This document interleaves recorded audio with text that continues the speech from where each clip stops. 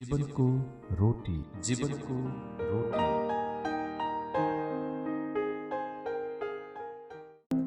नमस्ते अनि जय मसीह प्रिय श्रोता तथा दर्शकहरू। आज म तपाईहरूको बीचमा ईसाईहरूको लागि जाँच भन्ने विषयबाट बोल्न गइरहेको छु। पहिलो कोरिन्थीको पुस्तकमा लेखिएको छ, पहिलो कोरिन्थी 13 अध्याय 4 र 5 पदमा एक ईश्वरीय वचन छ। प्रेम लामो समयसम्म रहन्छ, प्रेम दयालु हुन्छ, प्रेमले ईर्ष्या गर्दैन, प्रेमले घमण्ड गर्दैन, प्रेम घमण्डले फुल्दैन, प्रेमले आफैलाई अनादरपूर्ण व्यवहार गर्दैन, प्रेमले आफ्नै कुरा खोजी गर्दैन, प्रेमले सजिलै रिस उठाउँदैन, प्रेमले कुनै खराबी कुरालाई सोच्दैन। के यी सबै गुणहरूले भरिपूर्ण प्रेम तपाईसँग छ? म तपाईलाई त्यो प्रेमको त्यो सत्यतालाई उजागर गर्न चाहन्छु जसले तपाईको जीवनमा यी सबै गुणहरूले भरिपूर्ण प्रेमको काम गर्दछ। प्रियहरू, प्राय हामी श्रोताहरूबाट यस्ता पत्रहरू पाउँछौँ जसले आफ्नो पत्रमा यी प्रश्नहरू उठाउँछन्, जहाँ लेखेको हुन्छ कि ईसाई को हुन्? ईसाई विश्वास भनेको के हो? म पनि एक ईसाई हुँ र मलाई थाहा छ संसारमा अरू धेरै ईसाईहरू छन् जसले येशू ख्रिस्टमाथि विश्वास गर्दछन्। हामी विश्वासी भए पनि यो कुरालाई हामी सबैले स्वीकार गर्नु पर्दछ कि हामी सबैले हाम्रो जीवनको असफलताको सत्यतालाई स्वीकार्नु पर्दछ। हो, हामी जीवनमा हिँड्दै गर्दा कति पटक गल्ती गर्न पुग्छौँ। यो पनि सत्य हो कि हामी सधैँभरि असल र उच्च बोलावट भएको एक ईसाई भइरहन सक्दैनौँ। हामी पनि चुक्न पुग्छौँ। कसैले पनि यो सत्य कुरालाई परिवर्तन गर्न सक्दैन। तर जीवनको यस्तो उतार चढावले हाम्रो सत्यतालाई झन् तिखार्दै जान्छ। म यो कुरामा विश्वास गर्दछु कि त्यहाँ पनि साँचो ईसाईहरू छन् जसलाई परमेश्वरले धेरै मानिसहरूको बीचमा एक नमुना योग्य बनाउनु भएको छ। बाइबलले हामीलाई साँचो ईसाईहरूको विशेषताहरूको गुणहरूको बारेमा प्रकट गर्दछ। ती विशेषताहरूलाई परीक्षण गर्न सकिन्छ। ईसाईहरूको लागि 3 जाँचहरू छन् जुन हिब्रू 13 अध्याय 1 देखि 9 पदमा लेखिएको छ।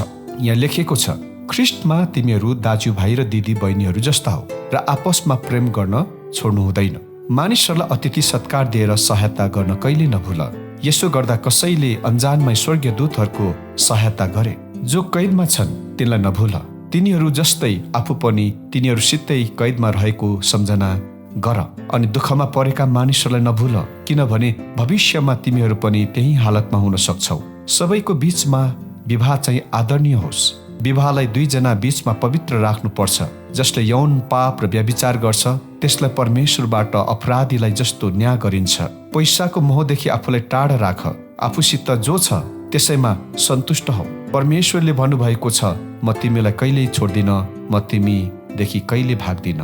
तसर्थ ढुक्कसित भनौ, प्रभु मेरो सहायक हुनुहुन्छ, मलाई केही डर हुने छैन। कसैले मलाई केही अनर्थ गर्न सक्छ? आफ्नो अगुवाहरूलाई सम्झौ। तिनीहरूले तिमीहरूलाई परमेश्वरको सन्देश सिकाए। ती कसरी बाँचे र मरे त्यो विचार गर अनि तिनीहरूका विश्वासको उदाहरणलाई अनुसरण गर। येशू ख्रिस्ट हिजो, आज र सधैँ एक समान हुनुहुन्छ। किसिम किसिमका अनौठा शिक्षाहरूले आफूलाई कुबाटोमा लैजान नदेऊ। परमेश्वरको अनुग्रहले तिमीहरूका हृदय बलियो बनुन्। खानाको नियम पछ्याउनले होइन, त्यस्ता नियम जसले पछ्याए त्यसले कसैको लाभ गरेको छैन। प्रियहरू, यी पदहरूमा प्रेरितले लेखकले प्रस्तुत गरेका थुप्रै जाँचहरू साँचो ईसाईहरूको रूपमा निर्माण गर्दछ। पहिलो जाँच, प्रेमलाई बाँड्नु। प्रेमलाई बाँड्नु हाम्रो हृदयको प्रतिक्रियाको जाँच हो। लेखिएको छ, भातृप्रेम गरिरहौ, आफ्नो भाइहरूलाई प्रेम गर। एक पटक येशूले आफ्ना चेलाहरूलाई भन्नुभयो, यदि तिमीहरूले एक आपसमा प्रेम गर्यौ भने यसैबाट सबै मानिसहरूले थाहा पाउनेछन् कि तिमीहरू मेरा चेलाहरू हौ। पहिलो कोरिन्थी 13 को 4 र 5 पदमा भनिएको छ, भाइहरू बीच एक साझा प्रेमको बारेमा वर्णन गरिएको छ।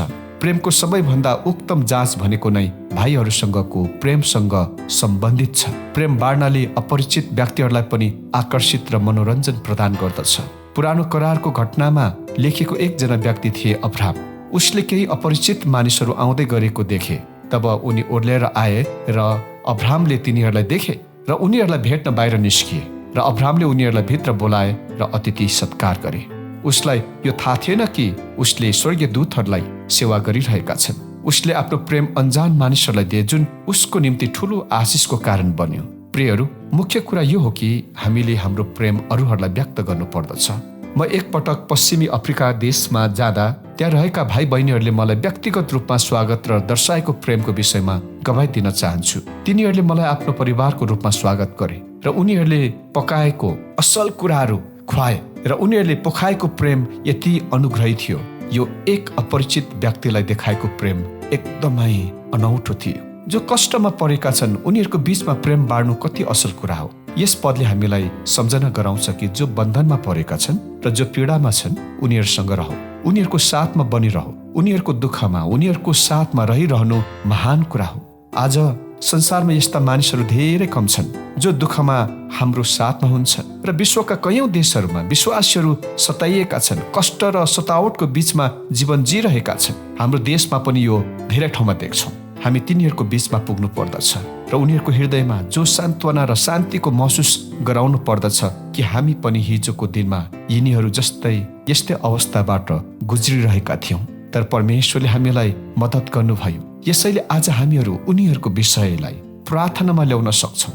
हो प्रिय, जब हामी सम्पूर्ण सेवकहरू हरेक बिहान प्रार्थनामा भेला हुन्छौँ, हामी प्राय यस्ता व्यक्तिहरूको विषयलाई परमेश्वरको अनुग्रहको सिंहासनको अघि ल्याउनु पर्छ र प्रार्थना गर्नु पर्दछ। यो कार्य नै प्रेम बाँड्नु हो र प्रेम बाँड्नु नै एक साँचो मसिहा हुनुको प्रमाण हो।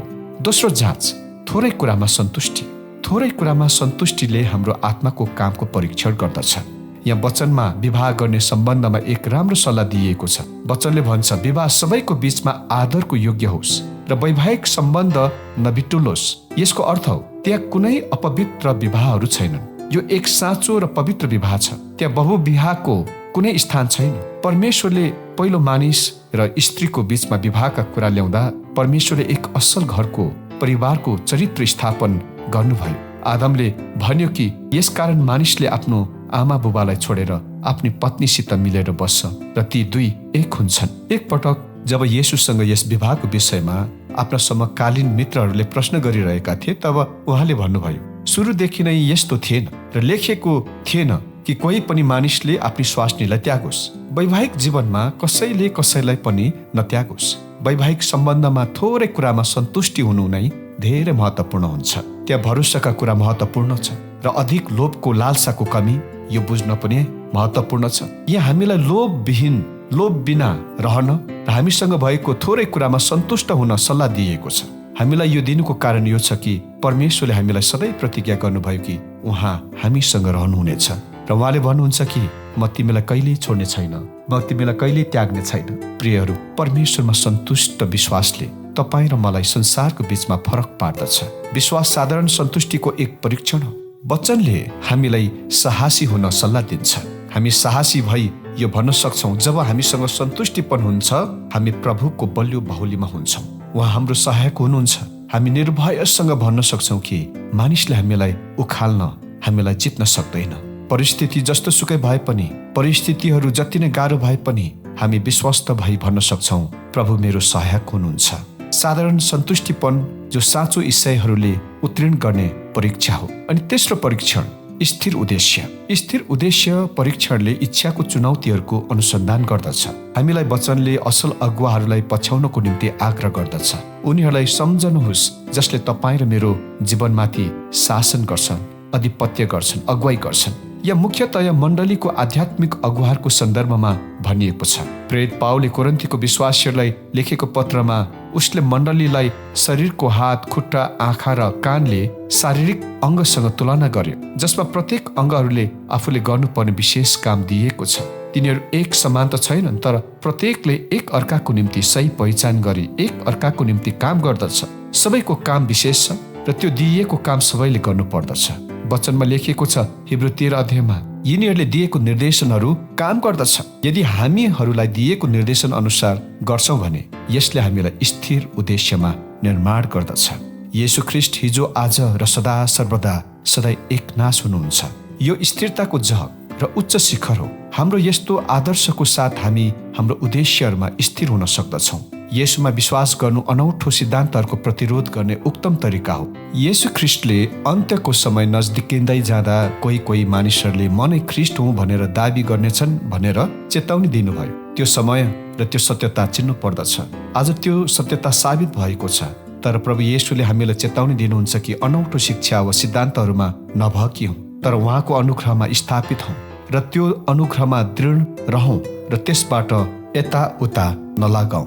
एक स्थिर उद्देश्य भनेको येशू र परमेश्वरको पवित्र वचनमा राखेको पवित्र आस्था हो, जसले साँचो इसाईहरूको जीवनमा आउने हरेक परीक्षणलाई उत्तीर्ण हुन सहायता गर्छ। एक मात्र सत्य परमेश्वर नै हाम्रो सहायक र ढाल हुनुहुन्छ। उहाँले हामीलाई कहिले नत्याग्ने नछोड्ने प्रतिज्ञा गर्नुभएको छ। यी परीक्षणहरूलाई तपाईको जीवनमा ल्याउनुहोस्। यसलाई कसरी मापन गर्नुहुन्छ हेर्नुहोस्।